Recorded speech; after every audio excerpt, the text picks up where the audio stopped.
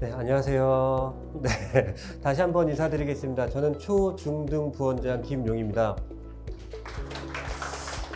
자, 그런데 여기 오신 학부모님들이 대다수가 이런 생각을 하고 계실 거예요. 왜 고등학교 입시를 생각해야 되는지, 고등학교 입시 말고 대학교 입시만 생각하면 되지 않겠느냐, 고등학교 입시 말고 전체적으로 일반고 가면서 열심히 공부하게 되면 더더욱더 좋은 상황이 될 거다라고 생각하신 분들이 많으실 것 같은데, 전체적인 수치와 그리고 객관적인 상황들을 통해서 이 부분들을 좀 깨부셔드리고 동기부여를 좀 해드리려고 합니다. 대학교 입시의 성공을 위해서 어떻게 준비해야 되는지를 세 가지 단어로 나눠서 제가 준비를 좀 했거든요. 첫 번째, 출발선입니다. 자, 사실상 이 고등학교 입시 자체가 성공하게 된다면 대학교 입시의 성공에 한 걸음 더 다가갈 수 있다는 얘기예요.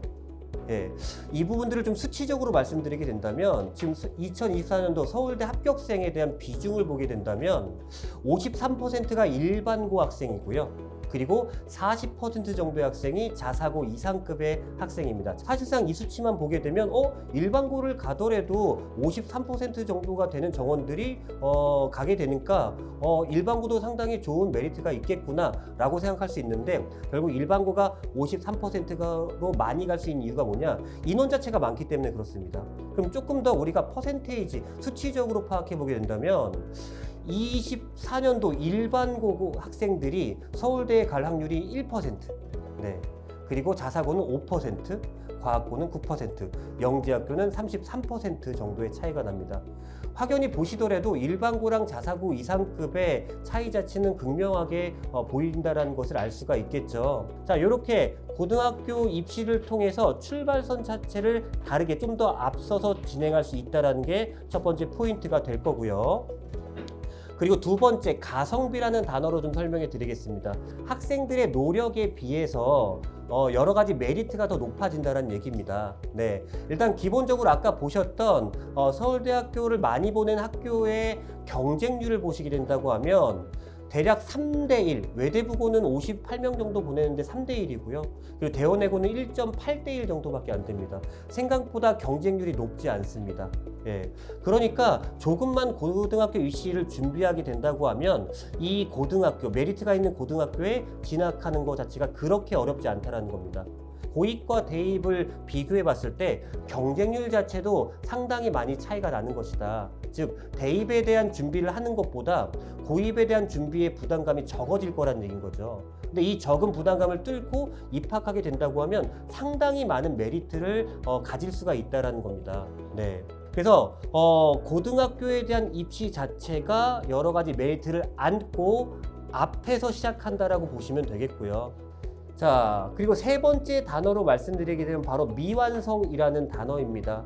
아까 얘기했던 대로 고등학교 입시에 대한 경쟁률 자체가 거의 2대1, 3대1 정도 되는데, 이거를 뚫어서 고등학교를 간다라고 하더라도 이 대학교의 큰 경쟁률 자체를 뚫을 수 있겠냐, 우리 학생들은 좀 불가능할 것 같다 라고 생각하실 텐데, 이건 알아두셔야 됩니다. 아직 대학교 입시까지는 거의 3, 4년 이상이 남았습니다. 분명히 그 시기에 엄청나게 큰 성장을 할 거기 때문에 현재 상황만 보시고 너무나 이제 걱정하지 마시고요.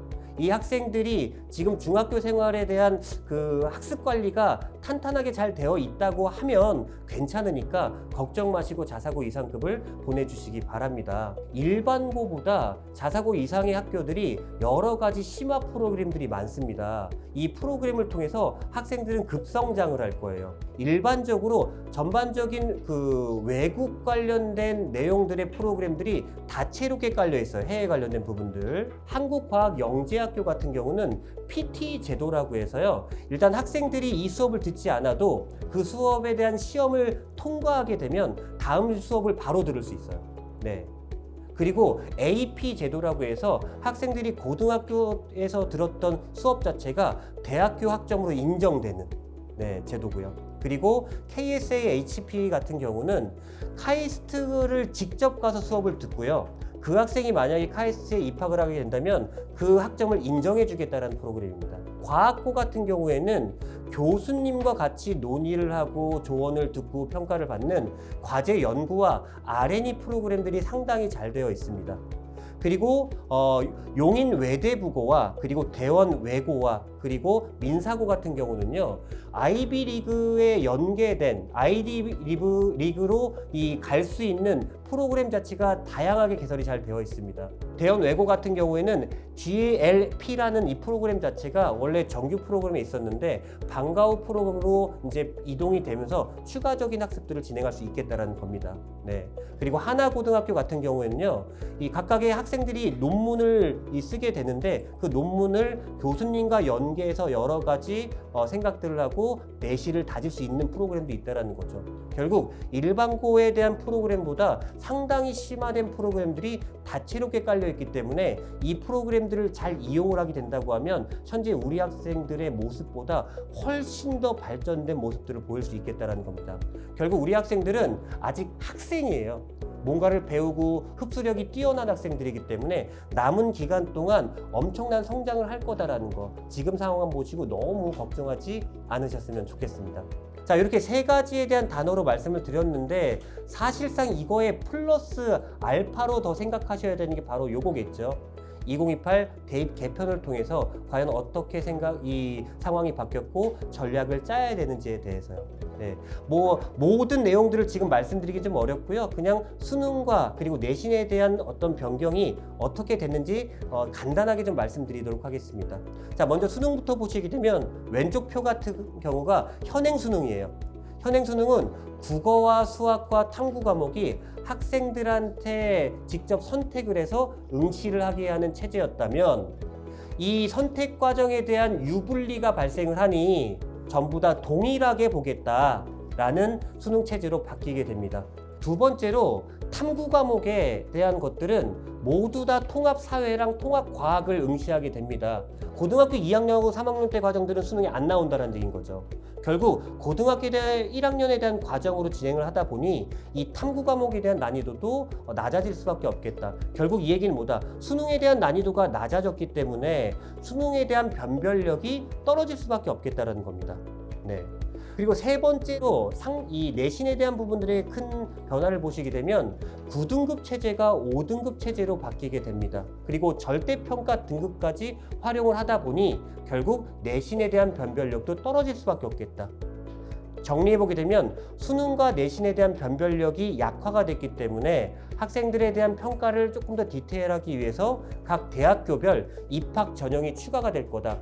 학생들을 파악할 수 있는 여러 가지 자료들을 통해서 학생들을 평가하는 이 기반들을 더 마련할 거다. 근데 학생들을 평가하려면 어떤 자료들이 가장 좋겠느냐? 당연히 생활기록부가 되겠죠. 생활기록부를 적극적으로 활용을 하겠다라는 예상을 할 수 있고요.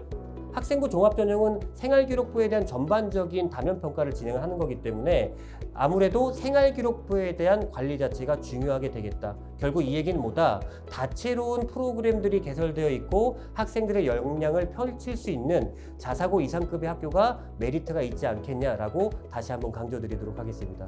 자, 그렇다면 고입에 대한 그 동기부여는 정말 많이 해드렸고요. 이거는 좀 빠르게 넘어갈 수 있도록 하겠습니다. 자, 일단 기본적으로 각각의 이 입시 전형 자체가 기간으로 나눠져 있습니다. 과학영재학교가 먼저 입시가 시작이 되고요. 그 다음에 과고가 진행이 되고 국제고, 외고, 자사고, 일반고가 진행이 됩니다. 결국 기간별로 전기고, 후기고로 나눠지게 되는데 기간이 나눠진 이유가 뭐냐? 영재학교를 지원했는데 떨어진다면 과학고등학교를 쓸 수 있어요. 패널티 없이. 과학고등학교를 썼는데 떨어졌다라고 하게 되면 페널티 없이 후기고에 있는 모든 학교를 쓸 수가 있습니다. 단 문제는 후기고에 같이 있는 자사고를 썼는데 떨어졌다고 하게 되면 일반고에 대한 페널티가 아까처럼 존재한다는 얘기죠. 결국 이 기간별로 나눈 부분들은 페널티가 있다 없다라고 생각하시면 되겠다는 겁니다. 그래서 기반이 되는 생활기록부 관리에 대해서 설명해 드리도록 하겠습니다. 자, 먼저 이제 포인트를 말씀드리면 출결 상황에서 주의하셔야 될 부분들은 미인정 결석은 절대로 하지 마셔라 라는 거 강조드리고요. 그리고 수상경력 같은 경우는 고입에 대해서 삭제됩니다. 영재학교와 경기북과고를 제외하고는 수상경력이 삭제가 된다. 그리고 네 번째, 창의적 체험활동 사항들은 비교과 활동의 핵심이지만 고등학교 입시에 크게 비중을 차지하지 않는다. 단 첨언을 드리자면 대학교 입시에 이 4번 창의적 체험활동 사항들은 엄청나게 큰 비중을 차지한다. 그러니까 고등학교 생활기록부 관리를 하실 때는 이 4번도 되게 중요하다라고 첨언을 드리도록 하고요.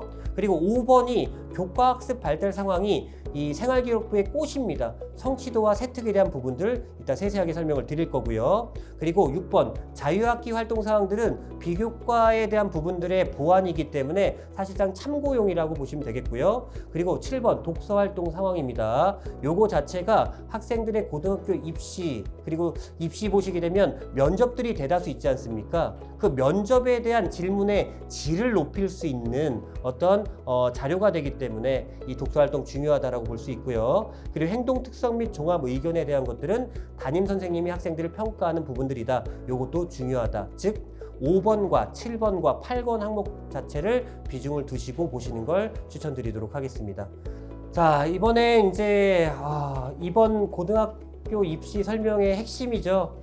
예, 엄청나게 좀 깊은 내용들도 있기 때문에 참고 부탁드리고요. 자, 먼저 각각의 학교별로 좀 디테일하게 말씀드리도록 하겠습니다. 과학영재학교는 경쟁률 자체가 아까 8대1 정도 된다라고 보셨고요. 그리고 1단계 서류평가가 진행이 되는데 내신 반영이 전 과목이잖아요. 그쵸? 전 과목인데 선발 인원이 무제한입니다.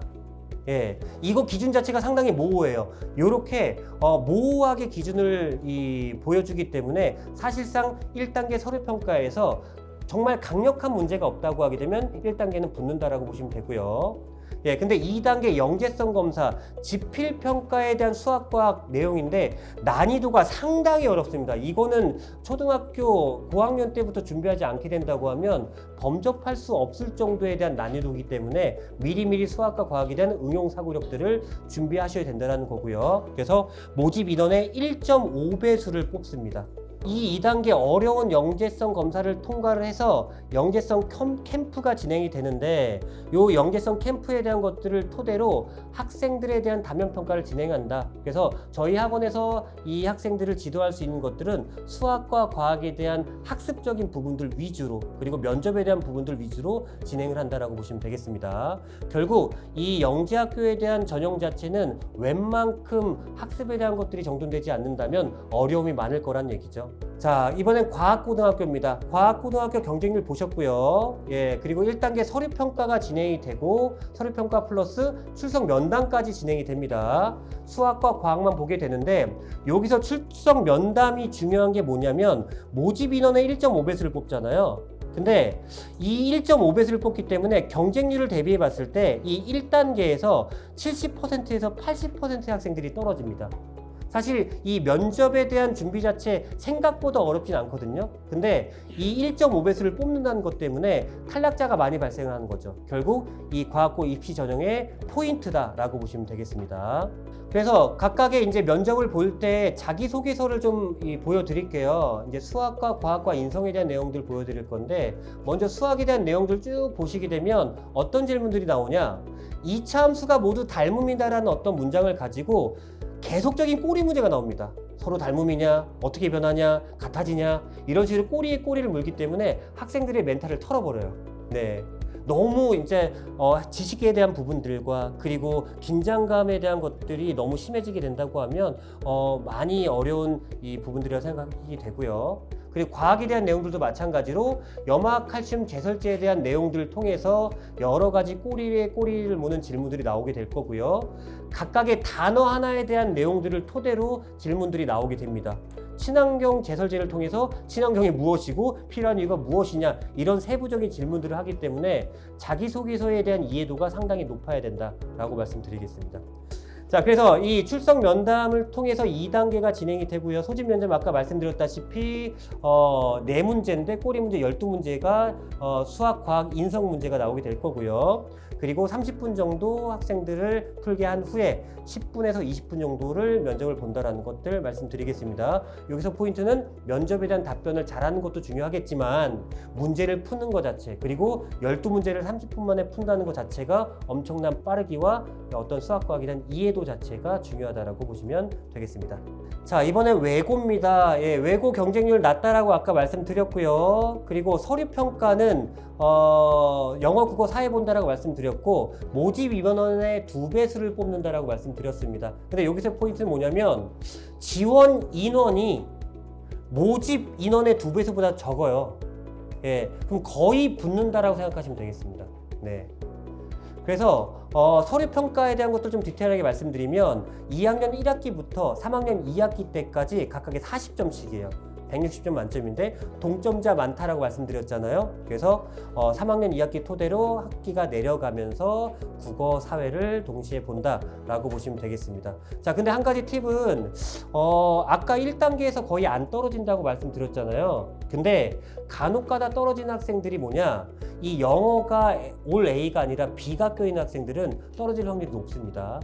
자, 그래서 2단계 면접평가가 진행이 되는데 이 면접평가 아까 말씀드렸죠. 이 난이도가 그렇게 높지는 않습니다. 그래서 전체적으로 이 자기소개서에 대한 비중 자체가 자기주도 학습 과정, 그리고 지원 동기 및 진로 계획, 인성 영역 3가지로 나눠져 있는데 사실상 이렇게 3가지로 나누세요라는 기준은 없어요. 근데 단 대원외고 같은 경우가 명확하게 이렇게 나눠서 써주시고 점수까지 부여를 했다는 거죠. 그러니까 이거를 토대로 다른 외국어 고등학교 국제고도 이 흐름 자체로 쓰는 것들을 추천드립니다. 네, 예상 질문 판단하는 거 어렵지 않습니다. 그만큼 편하게 지도할 수 있다라고, 그리고 인성에 대한 부분들도 나온다라는 거 참고 부탁드리겠습니다. 그래서 외고에 대한 면접 자체는 이제 3분 정도에 대한 시간이 걸린다라는 거고요. 네. 근데 이제 서울 거는 그냥 면접실 하나에서 보면 되는데 이 올해부터 경기권은 면접실 2개를 돌아다니면서 봅니다. 3분씩 각각 2문항씩 이제 면접을 본다라고 보시면 되겠습니다.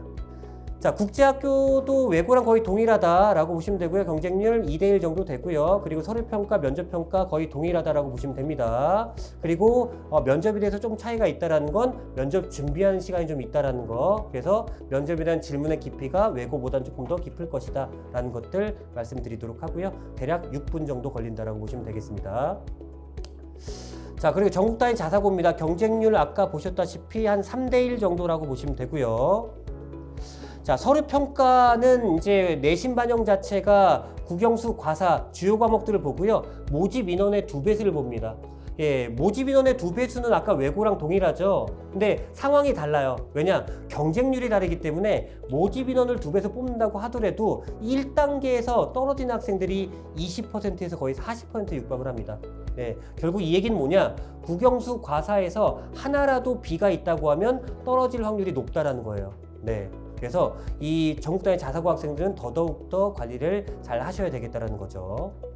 자, 서류평가 통해서 이제 면접평가가 진행이 되는데 이 면접평가는 상당히 질문에 대한 난이도체가 높습니다.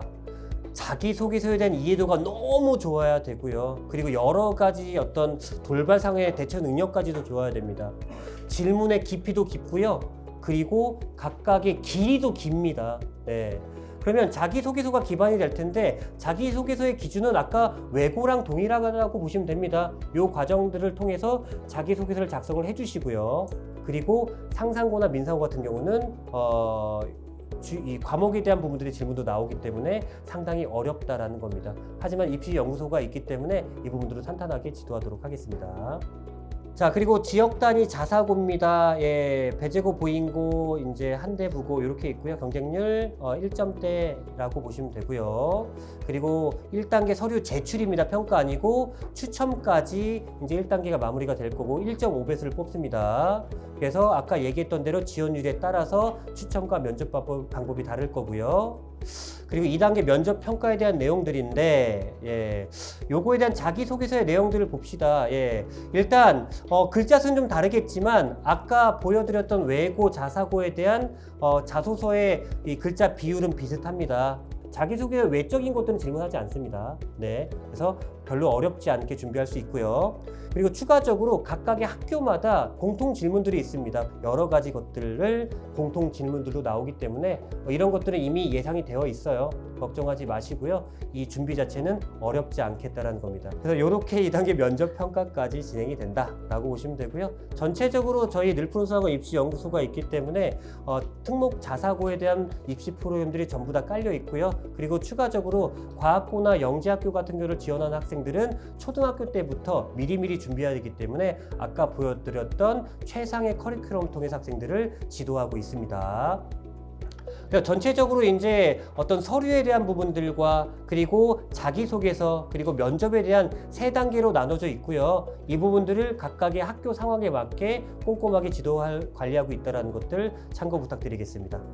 그래서 오늘 고입 설명회를 통해서 많은 정보를 전달해 드렸는데 고입 내용 말고도 대입이라든가 여러 가지 예비 중일 등등등등 많은 설명회가 진행이 되고 있고요. 그리고 저희 지금 고입 설명회는 3번째 3차예요. 이제 4차 나갔고요. 여러 가지 설명회로 앞으로 우리 학부모님을 찾아뵙도록 하겠습니다.